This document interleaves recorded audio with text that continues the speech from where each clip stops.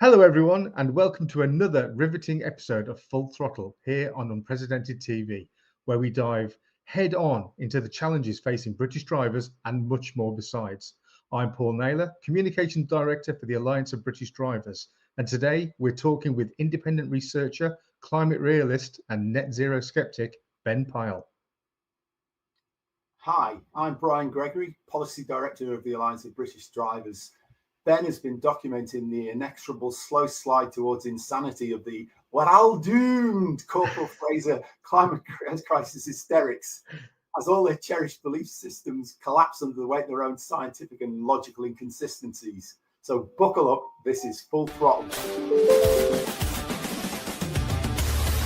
Hello, Ben. Hello. Hello.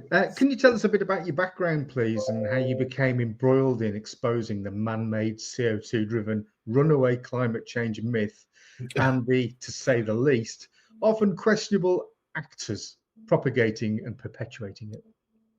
Well, my journey was one. I've compared myself in the past, not as in I have said in the past, I was a proto-Greta.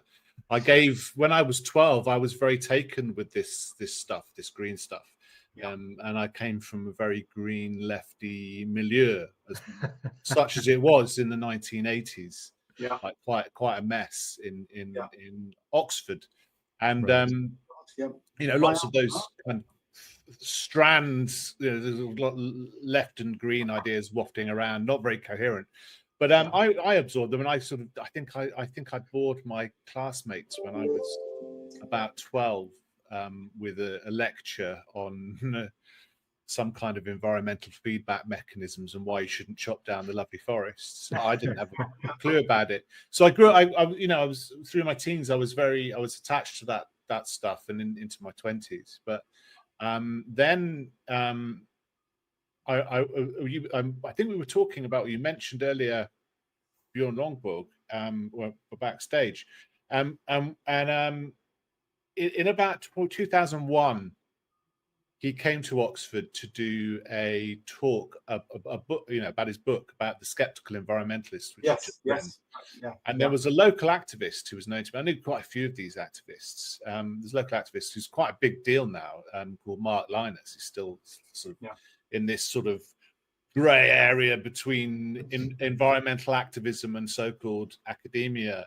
You can't see my air quotes. I need to do that.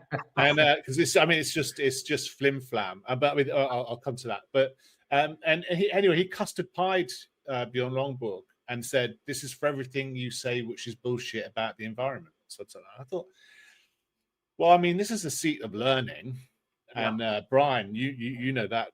That was where I read my first degree at St. Catherine's. Yeah, and it used to be a place. Well, it might absolutely. That was when it was a place that taught people how to think rather than what to think. Sure. Yeah. And the Greens had lobbied the university to have Bjorn Lomborg prohibited from any university territory. I don't know how successful that was, but I thought this is not what happens. This is not collegiate, shall we say? This is not academia. This is not science.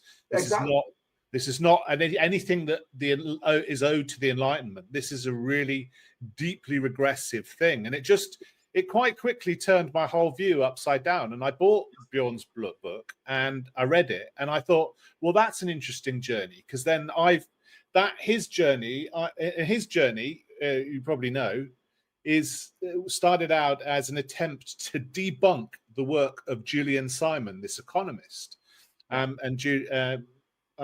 won't go too much into Simon's work here, but he sort of pointed out that as we develop technologically and economically, the resources from which we draw from grow.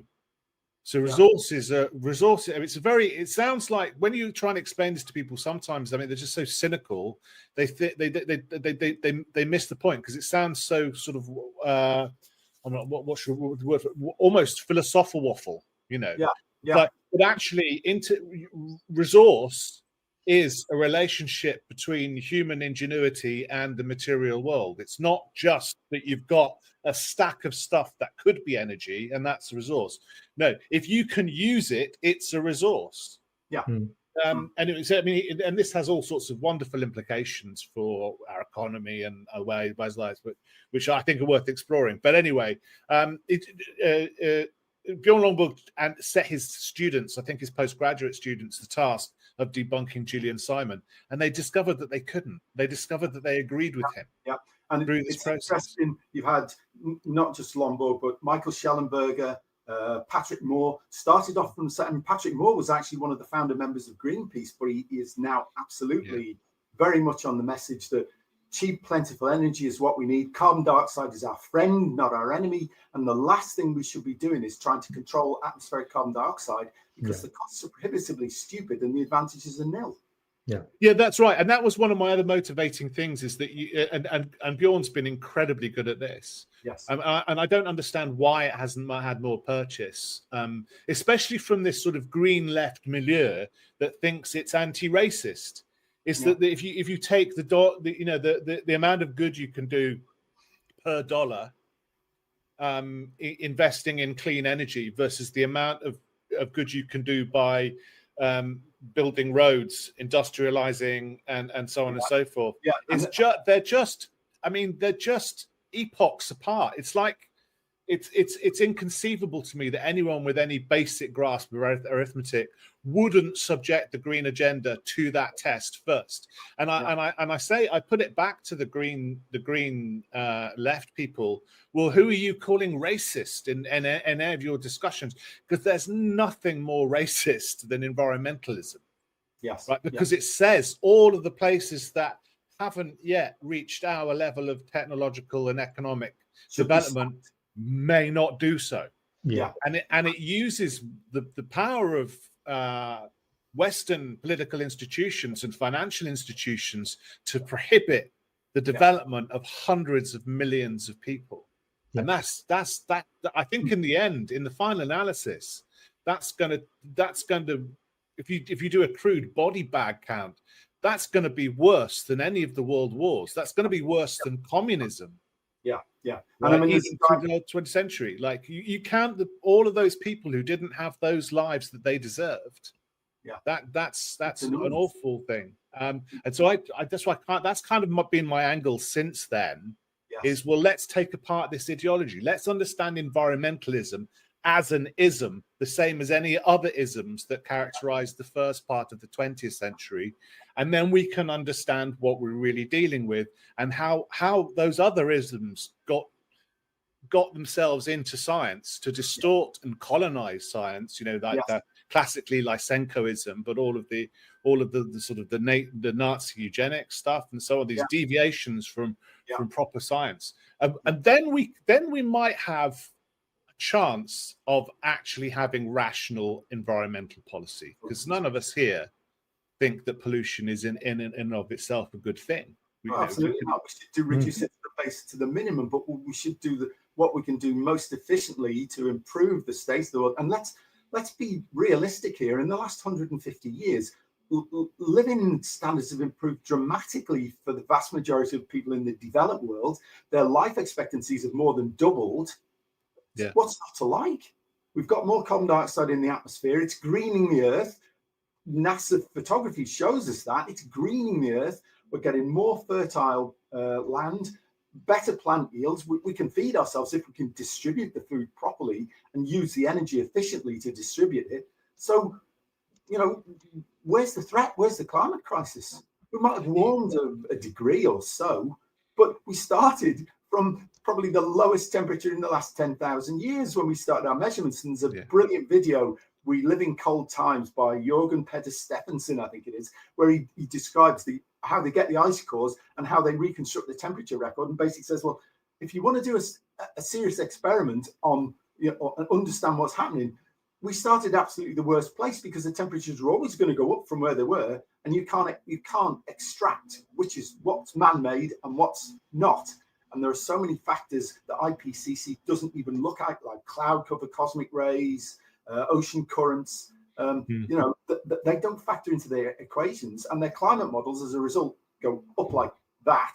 Yeah, and the temperatures are going less. And there's a brilliant graph by John Christie, which you've probably seen. He's from the University of Alabama, Huntsville in Alabama, and he shows all the climate models, and then he shows the average of all the climate models, which shows the temperature going up like that, and then he shows the one correct model, which is the Russian one. Hi, I'm Lembit Opik, head of Unprecedented TV, and also presenter of Lembit Opik Live 5 days a week from Monday to Friday, where we find the facts, kill the spin, and tell it like it is about the stories making the headlines all around the world.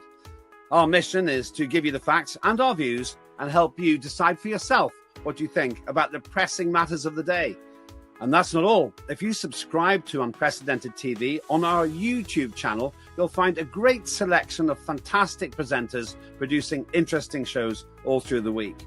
I hope you will join us and myself on Monday to Friday at Lembit Opik Live. Our aim is not to beat the mainstream media, it's to be the mainstream media and return free speech to the airwaves. Thanks very much for watching this. Please watch our shows. I'm Lembit Opik. This is Unprecedented TV. We'll see you soon.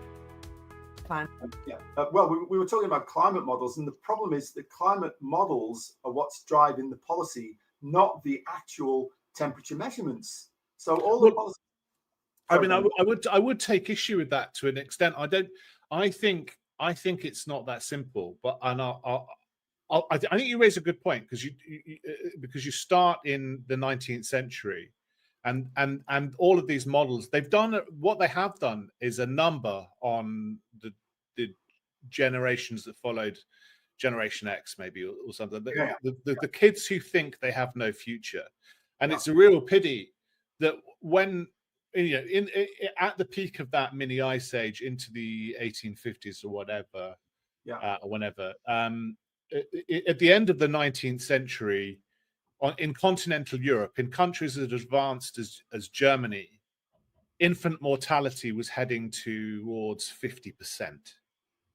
And yet it is now that children think they have no future when infant mortality is much closer to 0.5%. It's a tiny fraction. It's mostly a rounding error if we try and turn it into sort of those kind of percentages. It's a radically different world. From that cold, whether that's because of the temperature, whether that's because of wealth, it is completely different, and we're not vulnerable to the elements. I mean, even in the 1950s in Britain, people were far more exposed to environmental risks. But anyway, what I'm getting at with the models, I think aren't the driver.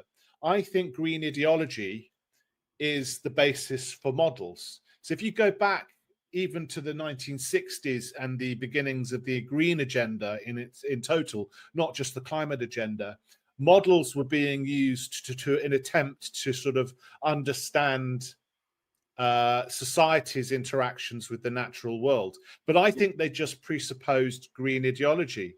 So and that is that we live in a sensitive niche, the same as any other biological organism, or in theory, they're the same as any other biological organism, which once removed, that population is doomed.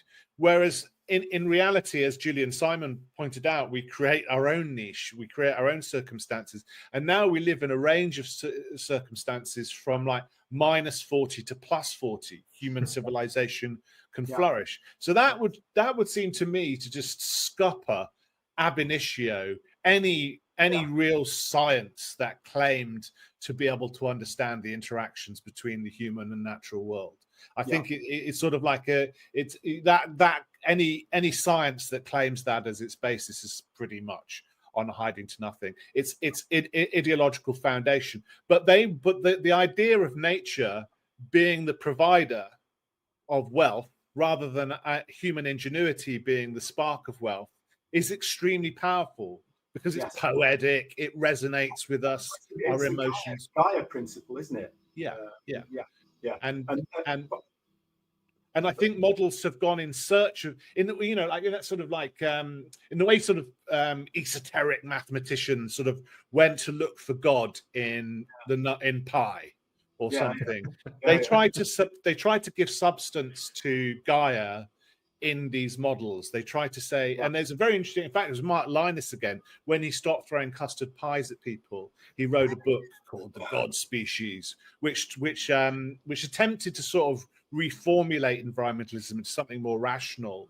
And he said that there's a sort of a principle which must be true about Earth as a self-organizing system, a bit like James Lovelock's hypothesis. But actually, it might be just as much the case that it's not.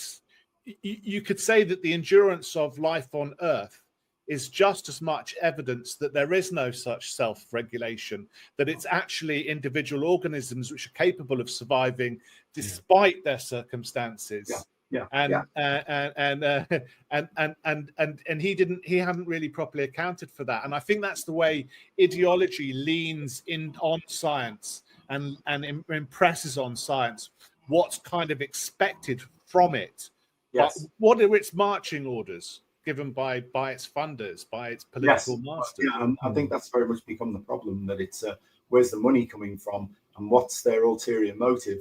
Because it seems to me now it's very much a command and control. It seems to me, that people talk politically about far left and far right, but for me, they've coalesced because for the inhabitants of Nazi Germany or Marxist or Stalinist Russia, there was no difference.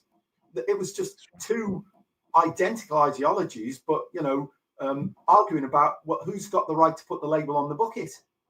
Yeah, who cares whether the boot standing on your neck is attached to the left or the right leg? Exactly. It's all the same. Very well put. I mean, the Overton window where they were talking about left and right is not. It's libertarian, totalitarian, and it goes that way. Yeah. And the ones who want to impose all this stuff are off at the totalitarian end, and us libertarians are stuck at the other side thinking, what's motivating these crazies? Other than megalomania, of course. It's very difficult to communicate that to people today because these comparisons of 20th century ideologies are so stark. Because it is true, Stalinist purges involved pulling people out of their beds and shooting them in an alley, and liquidating the kulaks, or starving an entire population. But the reason it's not done now is not because those people are any less psychopathic.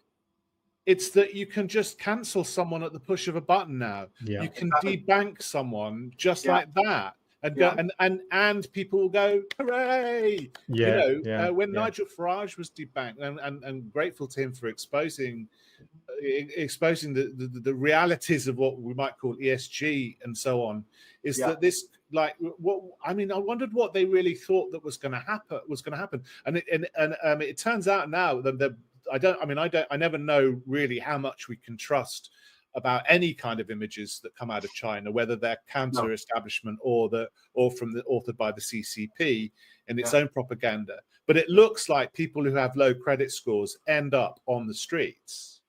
And we weren't that far away. I mean, if you take someone who's quite wealthy, Nigel Farage's bank account away from him, ultimately he can't pay the rent, he can't pay the council tax, he can't pay the food bill, can't pay the electricity bill. What do they expect people are going to do? It's a very nasty. It's dystopian, and I don't understand why the majority of people can't understand that, because today it's him, tomorrow it'll be you. You don't seem to understand that because he's in the firing line. Ultimately, they'll also be in the firing line, because certainly the latest, this guy who's allied with Blair on ID cards, the American billionaire. There's a talk he did, I think, at the World Economic Forum. It's really scary, basically saying, we will have total control. You'll have to be on your best behavior or you'll be cancelled totally. No money, no bank account, no ability to travel, nothing. Well, what's the difference between that and Stalinist Russia or Nazi Germany? Yeah, that's Larry Ellison. I'm reliably informed. That's the guy. He gave Blair 237 million, I think, to push through this ID card thing. We're constantly watching and recording everything that's going on. Citizens will be on their best behavior because we're constantly recording and reporting everything that's going on. The first thing a country needs to do is to unify all of their data so it can be consumed and used by the AI model. You have to take all of your healthcare data. your diagnostic data, your electronic health records, your genomic data. The NHS in the UK has an incredible amount of population data, but it's fragmented. It's not easily accessible by these AI models. We have to take all of this data we have in our country and move it into a single, if you will, unified data platform.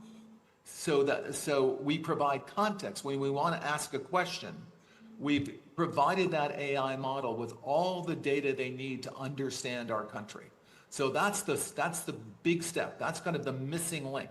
We need to unify all of the national data, put it into a database where it's easily consumable by the AI model, and then ask whatever question you like.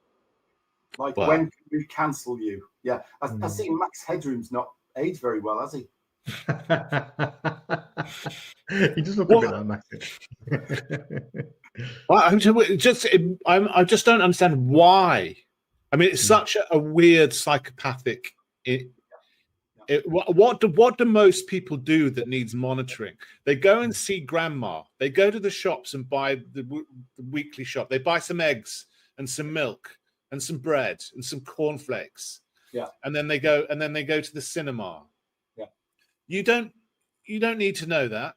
No. And if they're hanging out and they're talking about political, like we are having subversive conversation, you don't need to know about that either. It's none of your business as a government. Well, I mean, there's laws in place now. If you're doing that in the pub and one of the pub's employees hears what you're talking about and is offended or upset, the pub can be in trouble and you can be in trouble. Well, yeah, there's been cases, hasn't there? Yeah, it's very much like Jurassic Park, where they say just because you can doesn't mean you should. No. Just because the technology is available doesn't mean they should implement it and do this to us. And if you've got nothing to hide, you've got nothing to worry about. Well, there's that classic quote by the German pastor Martin Niemöller. First they came for the trade unionists, and I didn't do anything because I wasn't a trade unionist. And it goes down, and eventually it says, then they came for me, and there was nobody to speak for me. Yeah. And that's exactly, this is stepwise what's happening. Yeah. So we've established that this climate crisis, and I'll do that as well, this climate crisis narrative, which is coming to dominate the UK political thinking, is based in this green narrative. So what's your take on the renewables being apparently 9 times cheaper than gas-fired electricity generation? It's a claim. What do you make of that? Well, we've been trying to point out that it isn't for a really long time. I don't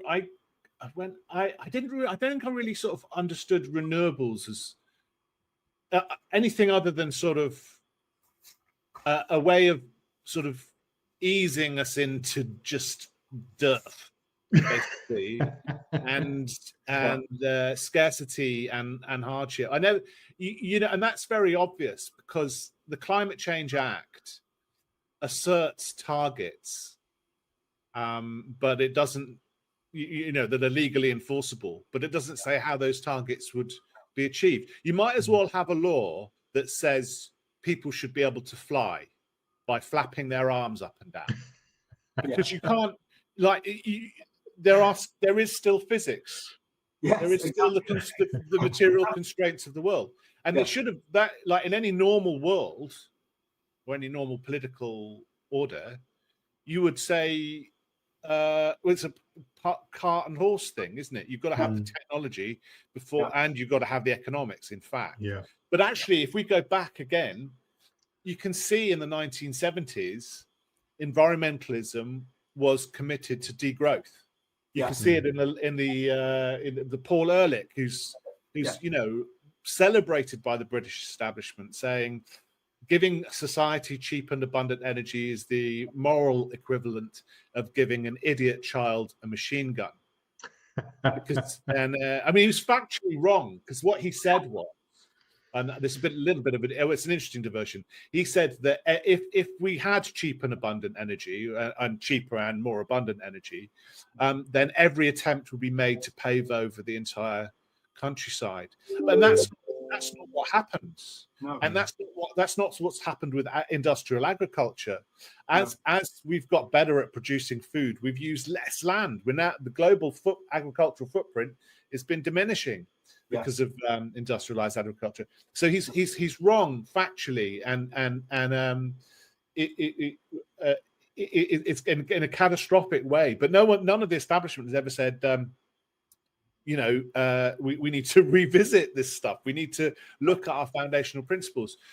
So degrowth and sort of making us use less and less was always part of the agenda, and the technology was an afterthought. The other thing I'd say about the renewables is we've heard it constantly since the Climate Change Act. We've heard it since the before even the Climate Change Act, that investing, which means spending. I'm doing that again. I need the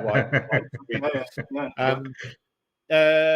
Will create jobs. I just imagine me constantly doing that. It will create green growth. It will create economic growth. It will create jobs and all of the rest of it. Notice that all of these promises are not legally enforceable, but the targets are. Yes. And so we have no recourse, and a cross-party consensus that this must be achieved no matter what, essentially forced the entire country to sign a blank check. It's an economic death wish. It is, It's an economic death wish. Because as you were saying earlier, Ben, you've got these developing countries who are basically being told, you've got to go along with this narrative. And they're thinking, well, hang on, we're just getting to the point where we can develop. We're not going to listen to you. We're going to carry on building our coal-fired power stations. We're going to carry on doing things the way we want to do it. And we haven't got any right to stop them from doing that. That's their choice. There's a guy called Jesper Machugo in Africa who does ex-posts and things like that, saying exactly that. You don't have the right to say that to us. And he's dead right. Yeah. We should mind our own business and let them manage their economies as efficiently as they possibly can. Yeah. The most important thing to build a credible economy, as you've already said, Ben, is to have cheap, available, reliable energy, low cost and always dispatchable, which wind and solar aren't.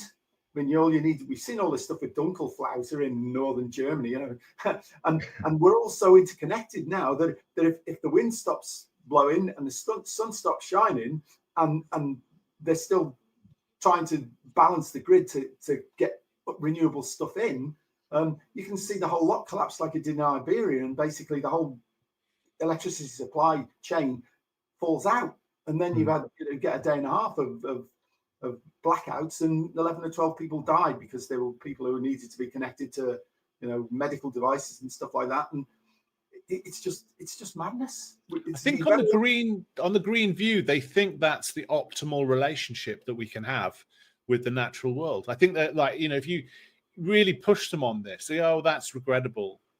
Yeah. A few people have died. That's terrible. But cracking a few eggs. Yeah. And they think. I mean, I'm looking out the window. I've been looking out the window today, and there's no wind. And then it's been like this for quite a few days now. And I wonder what do they think people are going to do? There's not a lot of sun either today. Certainly not where I am. It's quite cloudy. So without the sun and the wind, it's a ridiculous concept. Miliband keeps saying, "Oh, we must build more and more solar and more wind power." But in fact, we've already got too much wind power when it's working efficiently to feed into the grid. Yeah, and so we're paying wind turbine manufacturers and the operators to actually turn capacity off. We pay them when they generate, and then we pay them when they don't generate. Well, why don't we do the same with gas stations then? Because they don't get that get out of jail free card. You heads I win, tails you lose. Well, there's a lot more of this in the pipeline. A hell of a lot more.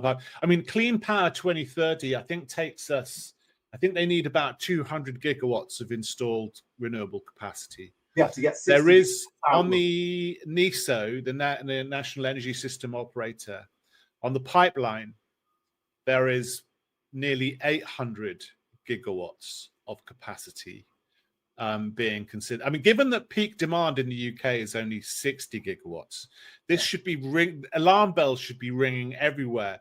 How is it that there is nearly 800 gigawatts of capacity in the pipeline, more than 10 times more than we need? Yeah. But what I mean, and of course, you do need 10 times more installed capacity for solar, because the load factor of solar, it's only 10% in and wind's about 30 or something. Yeah. But nonetheless, that means you've got at lunchtime in July on a weekend, you've got this immense amount of power that you've got to deal with, and can't store it. You can't store it, and it's well, a lot of that 800 is actually storage, but it's just absolutely vast amounts of money that's sort of waiting to get rent on the backs of ordinary people's households. So I think I think it's going to create a situation where you are going to need Tony Blair's and Larry Ellison's dystopian visions to manage society. And I pointed this out when Extinction Rebellion turned up, and they were demanding net zero by 2025, which is now. And I said there is no precedent in history for such a destruction of wealth, and transfer of wealth that hasn't involved tanks and troops pointing their weapons at civilians on streets. Because it's just a complete transformation without any democratic mandate whatsoever. And of course, this is what Digital ID is trying to achieve without actually using main force. It's trying to achieve exactly the same thing. Because basically, people would be controlled because they won't have access to their own resources. And then what happens when the Digital ID data center gets hacked, or loses power because there's no wind? Yeah. And then what do you? How are you going to monitor the protesters then? I mean, it's so my point about 2025 is that you're going to have civil conflict at some point between now and whenever your net zero target is achieved, because net zero target is wholly irrational. I think they were convinced that they could salami slice the process, and they could do it bit by bit by bit. We get an extra gigawatt, an extra gigawatt, an extra gigawatt. It's like the American thing: by the inch it's cinch, by the yard it's hard. Yeah, right. Yeah, but that's not how it works. There are finite quantities involved, and everyone has a bottom line. Yeah. And once that's crossed, once you go into the red, once you can't afford something, you can't afford anything. And then you're bankrupt, and then your house is gone, your job's gone, all of your stuff is gone, and it's not like you've got nothing to lose to actually react against the system in a forceful way. Let's put up that graphic. I mean, because so many people, I don't know that this document that was produced by Cambridge and Oxford University academics, which makes me feel extremely ashamed having been to one of them. But basically, they have a plan for net zero, and this is working in the background. It's a graph showing you what they want to achieve by 2050. Can you put that up, Charlotte? It's the big chart with all the coloured bands. Is this the fires study? Fires, UK fires, They Oxford and Cambridge, right? Yeah. £5 million of public money was used to fund this, and it is dystopian and totalitarian. Resources they use to produce this absolute rubbish is extraordinary. I mean, what could we do with 5 million? We could. If anyone's got £5 million, I'll give you an agenda, and we'll end this. We'll spend it for you. And it'll do a lot more good than that. Yeah. We will end this nonsense very, very quickly with £5 million. Yeah. Have you found it yet, Charlotte? Just going through all the folders, all the manila files. I can't remember what I called it. I think I called it UK Fires or something. Just a minute. And they're so. I mean, they have these dreams in these academic research units of imposing this kind of stuff on us. Absolutely. There's like, oh, we're going to get rid of travel, and everyone's going to be a vegan, and then we'll all sit around a not campfire. We'll all sit around an LED bulb and sing "Kumbaya," and everyone will be happy because that's what we really like doing. We really like, and everyone all that everyone else needs to do is just realize how much. That's it. There we go. So yeah, what? So right, yeah, no cars. It's a sort of a rose-tinted view of sort of a feudal existence, you know. So yeah, I mean, if we look at this, a 40% reduction in road use by 2050. Well, road use has typically been going up at 1-2% per annum for the last 50 years at least, steadily, even jumps and starts. But people want to move about. They want to, as you say, visit relations, go shopping, drive to the airport so they can fly out on their holiday annually. And that's the next one to get killed. Flying, there will be no commercial airports open in the UK by 2050. No commercial flying. So forget your annual holiday. That's out the window. What was the next thing? Shipping. And they've already started this. The EU has already proposed putting a tax on carbon dioxide emissions from shipping. Well, this country is a net importer of almost everything, and even more so now thanks to Miliband's crazy deindustrialization policies. If we can't get anything in, how are we going to eat? How are we going to clothe ourselves? How are we going to survive? And no commercial shipping. So forget your cruise. If you like cruising, that's out the window. And forget being able to actually buy anything because nothing could come into the country. I mean, one that sticks out for me is for beef and lamb to be phased out. Yeah. And you phase out cows and sheep and people eating cows and sheep and cockroach pate. Yeah, brilliant. Yeah. And I mean, over my dead body. I mean, Sunday lunch is once you reach a certain age, are one of the few pleasures that remain. It's almost glib, isn't it? It's like this. I want to see them defend it. The bottom one, it's the most ridiculous one. Fossil fuels completely phased out. Well, they don't seem to understand there's about 6,000 products that we rely on that are derived from fossil fuels. We'd have no medical appliances left because they're all made from plastics that are derived from oil. We'd have no antibiotics. No, ethical drugs, aspirin, all that sort of stuff. No paracetamol. You think no computers? How are we going to survive? We would be back to a feudal existence. We'd be climate serfs. Yeah. And for what? I think serfdom. I mean, lots of people have pointed out the serfdom. There's Joel Kotkin, who I think is more from social democratic kind of angle, and his book, the coming neo-feudalism, very sensible book. And he's certainly not like climate skeptics like we are. He's probably more mainstream than that. But it's the same stuff that Vivek Ramaswamy has written in Woke Inc. I think the second half of that book gets a bit boring, but they're pointing out there's this kind of emerging order in which we are sort of increasingly dispossessed serfs in this, and you that's when you just hear Tony Blair talking to his chums in front of all those sheikhs with their get up, and you just go, that of course that's what you lot want. Well, exactly.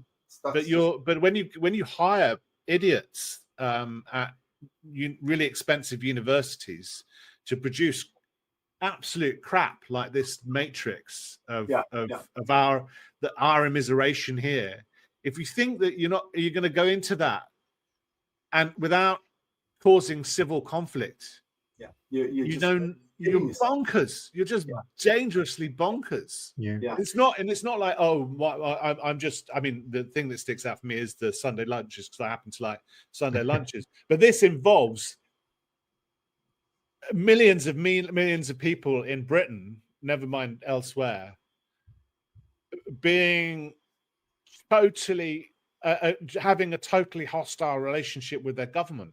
Yeah. It's bad enough for them now, and Yeah. they're plunging to around 15% in the opinion polls. Yeah. And they're clearly not going to last the course. No. And they're certainly not going to be re-elected.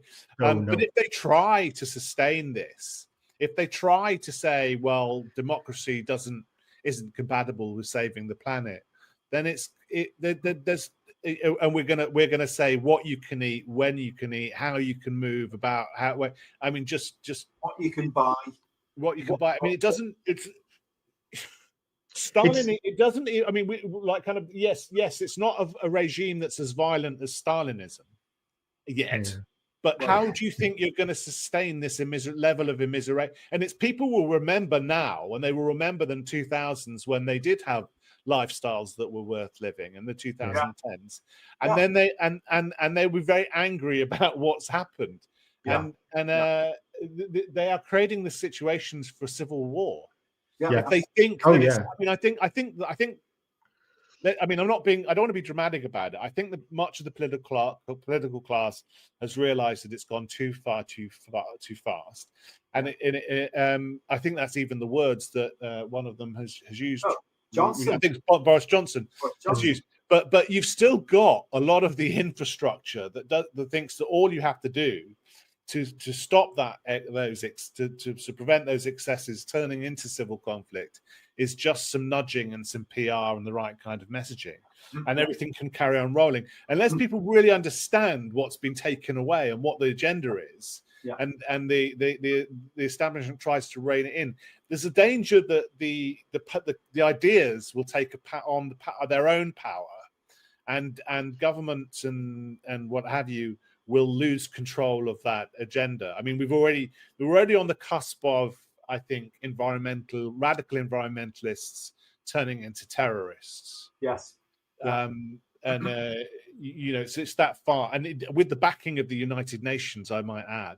The United Nations last week was one of the rapporteurs was whinging about the fact that Britain punishes people who break the law in protests, talking about Extinction Rebellion, and saying they shouldn't be persecuted in this way. Right, so they like there's it's like an anomie, a total decline in professional standards in amongst elites that will sort of put anything before the political agenda. The agenda is absolute. So there's a real danger. So I don't want to sound too dramatic. We're we're living in a sort of Stalinist dystopia now. No, I want to stop it getting that bad. Yes, right? and that's what I think we really face a danger that the establishment ideologies will cause this deterioration. I was going to say, I think the starting point is probably to look at what's going on in the education system, where we've gone from a democratic style of education to an autocratic style, where people, like you said before, Brian, people should be taught how to learn, not what to learn. We've just basically this has been set up to happen 15, 20 years ago. With the decline in education standards, or rather the implementation of something that has got a very sort of dark narrative, and that's why we're where we're at now. My children's generation, you challenge the way things are, and there's a real sort of, you can't say that. Why? Because I think I can make my own decisions. And that's what the younger generation are struggling to do. They cannot make their own decision. They will follow the narrative. And to quote yourself, Brian, we're all doomed. Okay, so let's go back to the sort of plan that we're having. So so a sort of a partly jokey question, Ben, is Ed Miliband certifiably insane, just badly advised, or worse? What kind of creature is Ed Miliband? Yeah. What is an Ed Miliband? Imagine trying to explain Ed Miliband to an alien. I mean, where would you start? He's so far removed, I think, from ordinary life. I think I think maybe that's why he doesn't get challenged, because he's so bizarre that he people just go, what are you? Yeah. Who are you? What? People don't take him seriously. Yeah. So maybe the alien would turn up and say, "What's Ned Miliband?" Only joking. He's one of us. You know, like he's been dropped here from another dimension.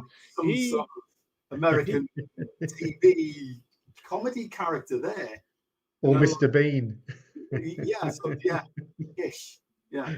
But also, Lee Anderson put him on the spot about carbon dioxide emissions, and Miliband said, "Oh, we're only responsible for 1% of global carbon dioxide emissions." Yeah. Oh, we're responsible for 1% of man-made global carbon dioxide emissions, and that's 0.035% of total emissions, because over 95% of the emissions are natural and we can't control them. So the guy's got no grasp of the science. How can you expect? Well, he thinks that if Britain commits climate harikiri or whatever it's called, what's the thing? Then all of the other countries, Iran, the Ayatollah Khamenei, whatever his name is now, Vlad Putin, Xi Jinping, they're all going to go, "Oh, look what Ed Miliband's done to Britain. Let's do the same now." Yeah. And Ed Miliband will be the world leader of this thing. I think he's kind of grown up into. Well, obviously he's sort of Mark. You know, his dad's a famous, rich, wealthy Marxist, and he's a Red Prince. He didn't know what he wanted to do. And if there's a really interesting, you know, if you can bear it, watch his interviews with Alistair Campbell and Rory Stewart on the rest of his politics, and he talks about. He goes through. Like, oh well, first he tried. You know, he finished Oxford. He tried making television programs. Didn't really like. Tried law. Didn't really like. Did academia. Didn't really like. You know, it's just this quite pampered. You know, slightly just a bit useless, dysfunctional. Doesn't really know what he wants to do. And then he gets sort of offered. I think he was working on TV programs. In some sort of junior researcher capacity, and then I think he goes to, is it Harriet Harman or someone? Anyway, I can't remember who he goes into a Labour MP's office, and then Gordon Brown poaches him. Yeah. I imagine they knew each other because he's a Red Prince, isn't he? Yeah, so he gets pulled into the Treasury, and then he says, even as he was being offered the safe seat of Doncaster North, he still didn't know whether he wanted to have a job in politics. And then within 10 years. He's leader of the Labour Party after that you know, being this aimless early 30 something. He gets this safe it's just handed to him on a plate, and I think he's probably you know, most Labour politicians have come up, well, a lot of Labour politicians came up through the trades union. They had an industrial background. They may have gone to Ruskin College, you know, sort of the working class, the sort of socialist equivalent of Oxford University. It's in Oxford, and they may have done very you know, done well for themselves and you know, worked on their political reputations in that way. Yeah, press the flesh. Walked the streets, impressed the local constituencies, but this was a very different thing. This is a professional politician. Yeah. So again, I'm still doing this, and he's just appointed to be the representative of Doncaster North. Which famously may be contested next election by Jeremy Clarkson. Yeah. So whereas like kind of there would be a relationship between a constituency and, if I may, you know, if I may put it so strongly, an economic class and a political party. Now there is just this professional twit who has no connection to the constituency, no connection to the class, no understanding of the. I mean, just go to Primrose Hill where this guy dwelt, and he's just. It's like a virtual reality thing. It's like a movie. Yeah, it's a very glamorous part of London. Nobody there is. If anyone wants anything there, it's because they're from another part of London where everyone's poor. You know, there's kind of, you know. Yeah. So he is alien to most people's experience of life, and he has these ambitions, probably sort of more resonant with what Tony, this sort of idea or set of ideas that Tony Blair was sort of harking on about. This is what politics is going to do, not this discussion between the public and government. The consent of the governed is no longer required for government. Exactly. Well, it's like this Ayn Rand, who was at the time, she was talking about left and right and how there wasn't any difference. But she said the view of statists is that the citizen is the rightless slave of the state, and that's what they seem to be aiming for. Well, they'll say that they're just trying to make the world a better place for us or whatever. But it's like kind of, you make it, it's functionally equivalent to having a nice cage. Yes. It's not one in which anyone gets to define what their own lives are themselves. And so when Lee Anderson says puts this very simple question to Ed Miliband, it's not actually what I would put to Ed Miliband. I put all sorts of other stuff to him to challenge him on, but it doesn't matter. It could be the most complete debunking of everything. It could be bulletproof, cast iron, solidly unimpeachable fact, but it doesn't come from within Miliband's milieu, so he doesn't recognize it even as something that he needs to debate. Debate and democracy has just been wiped off the map. And that's and I think there's a sort of analog in science and democracy whereby both the different processes, but they attempt to find something resembling truth or an accommodation between conflicting ideas about what is. I'm certainly not saying that democracy always finds the right answer or truth in the way that science attempts to find the objective truth. Or used to. But it's nonetheless, it's an attempt to find what is at least legitimate for the purposes of managing society, the things that need to be managed. So once you've got rid of that, all of that dynamic, this debates and discussion between competing perspectives, then that's whatever system is remaining is on course to degenerate. It's going to become further and further apart from reality, political reality, economic reality, physical reality. And Ed Miliband is that. He's the embodiment of that. He's the embodiment. He's not the cause. He's a symptom. He's an epitome of it. Yeah. I think it comes down to the fact that governments are supposedly voted in to govern for the public rather than govern the public, and that's where we're at the moment. We're being told what to do rather than being represented. They're supposed to be our servants, but they're trying to be our masters. Exactly. Anyway, we're going to go to a quick break. We'll be back in a moment. Hello, I'm Basil Valentine, and this is Unprecedented TV, unfiltered, uncensored, unprecedented, the home of free speech here on the internet. Do please like and subscribe over at YouTube. Follow us on X, and remember, I'm on air every day, Monday to Friday, 1 p.m. for Ascending Order, your daily news edit, with live guests and all the genuinely most important stories from around the world. Don't allow yourself to be propagandized by the corporate media. Forget the world at one on Radio 4. Join me, Basil Valentine, instead, 1 p.m. on X, Monday to Friday, also on YouTube. And I'll see you all very soon.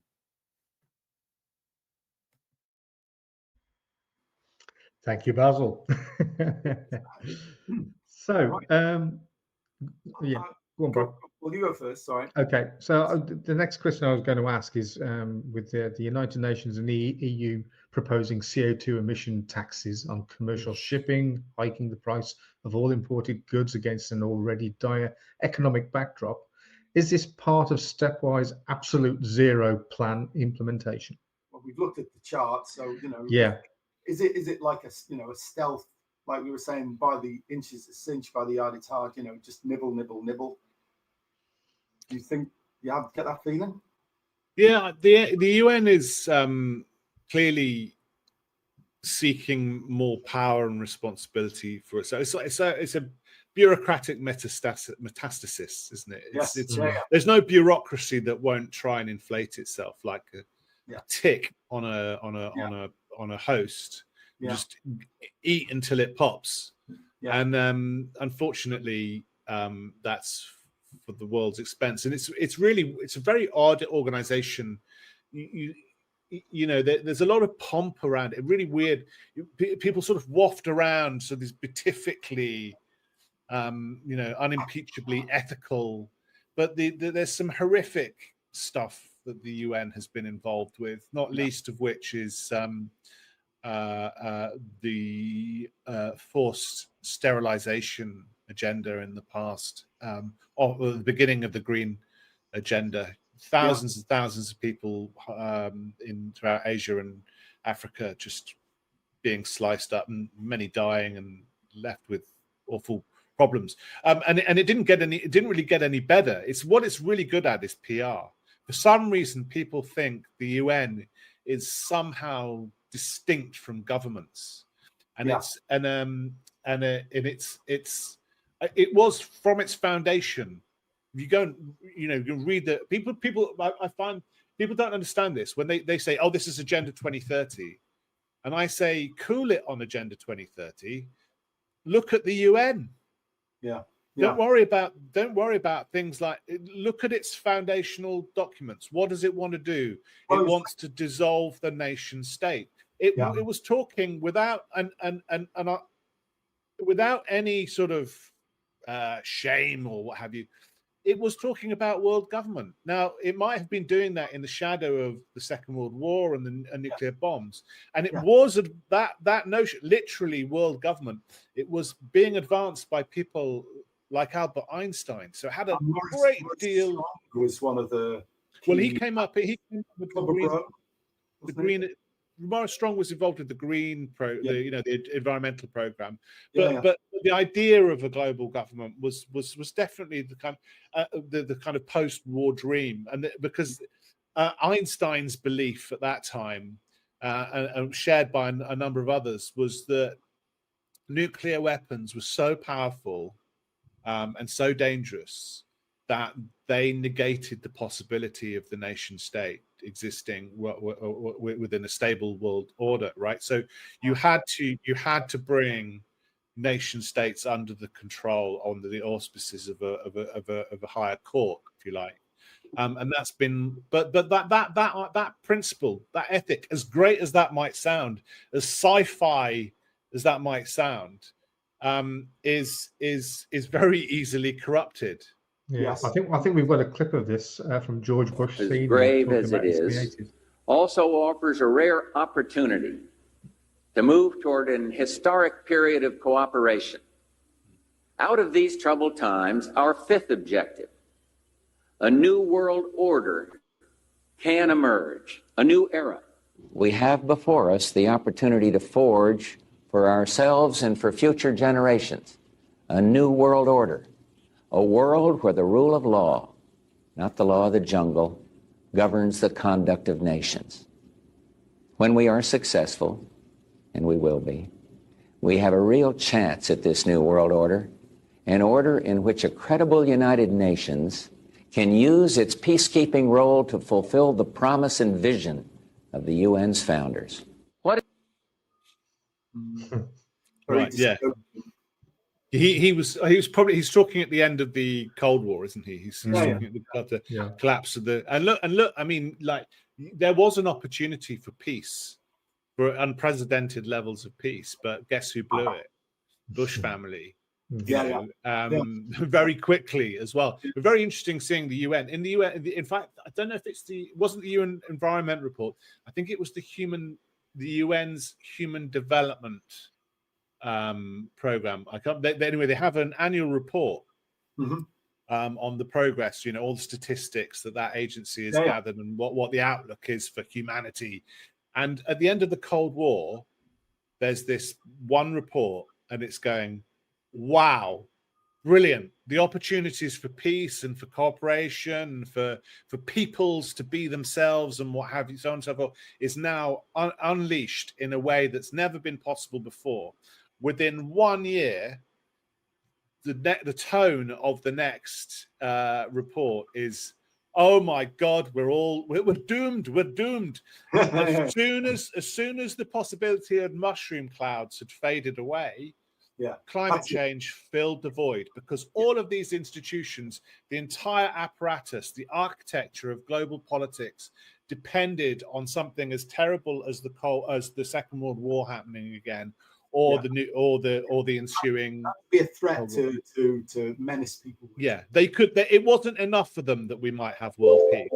No, and they had to set about undermining industries and technologies and prosperity in order to sustain their position.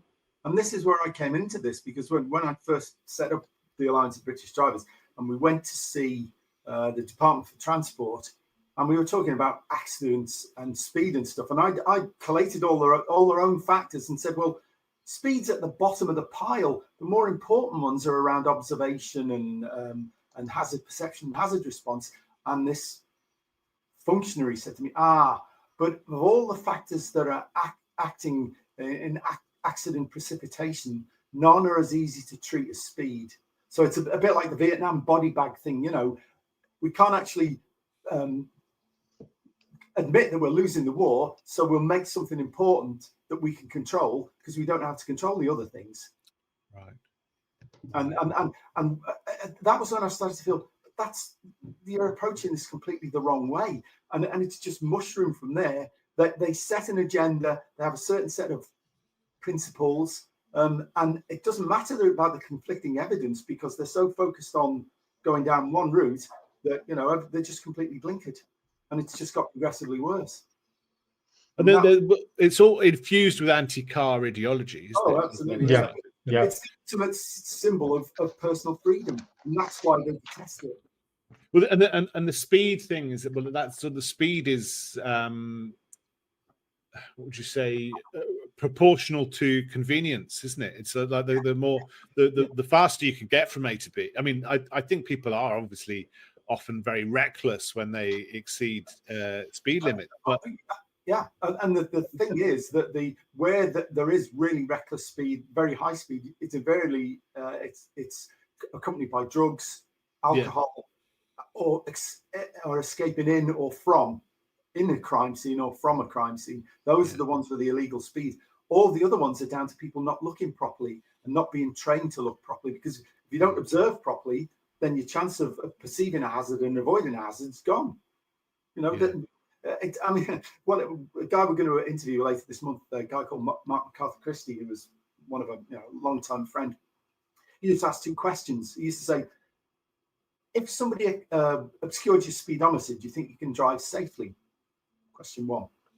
Question two, if somebody obscured your windscreen, do you think you can drive safely? Pretty self-evident, isn't it? Yeah. Anyway, we've diverted a bit from there. So I suppose, circling back to what we've been talking about, absolute zero and whatnot, there's two linked questions, I suppose.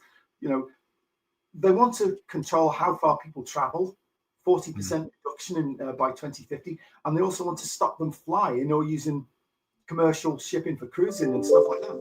What chance have they of achieving that without actually having total control of people via stuff like digital ID? What chance have they got to sort of reduce our standards of living and our expectations without if they don't have that quality of life, monetary? Well, I think they've got no chance for that. I mean, I think the writing's on the wall with the polling. I mean, I think Reform are on their way into the second half of the 30s of the percentages. And now even I think Labour have just slipped behind the Tories. It depends on what polls you read, and I mean I really want to urge people not to be complacent. They need to carry on supporting projects like this one, if I may say so, my project, and independent media, and they really need to. The Tories are talking a good game about the U-turn. on climate policy, but I think they're underestimating what they need to do and what needs to be done to really meaningfully turn this around. And there's a danger that the green blob will get its nasty, dirty claws back into that party, which has probably passed itself by day anyway. And there's a danger that they will split the vote and so on and so forth. But the writing is, there is an end to it if things are allowed to progress naturally. And I think maybe there's a broader shift in political movement. I think it would be a shame if we didn't learn anything from our experiment with environmentalism beyond the climate. I think it would be a shame if we sort of expected a reconfiguration of the institutions that have taken us to this point, rather than a more dramatic or more significant reflection. Do we need all these quangos? Do we need all these experts telling us how we live our lives? No. Do we need to be? Let's not be passive consumers of politics and policy making, right? That which is kind of this sort of level of apathy, which kind of, or certainly disenfranchisement or exclusion from politics, which kind of taken us to where we are. If we just rearrange things, there's a danger that things will just go back to the way they are. I also don't want to be the burn it all to the ground guy. No. I don't, as much as I'd like to see. I think the one thing that I want to topple over. Well, two things. The BBC for very valid reasons. The Guardian is just my vindictiveness. I'd like to see it just. No one reads it anyway, and it's dying. Its influence. It's got a lot of money, but it's sort of. I just think it would be a nice symbolic kind of Wicker Man. The Guardian just folded completely. I think your comment about the bonfire of the quangos is very important, because the problem is that so much of effectively what should be executive power wielded by government has been palmed off to these organisations which are not controlled by anybody. They're totally autonomous. Exactly. And they just do their own thing according to the whims or the ideology of the people running them. And we need to get rid of them. And the other thing is, and this is Cameron's fault, he embedded behavioural psychologists in all government departments. And these are the people responsible for all this nudge crap. P45, for the lot of them, out. Yeah. They don't belong in the political process. They don't belong in government. And they need to be taken out and, given a P45. And they need to be made to, they need to be put into the labour market and find their own level of competence, not allowed to rise to their own level of incompetence.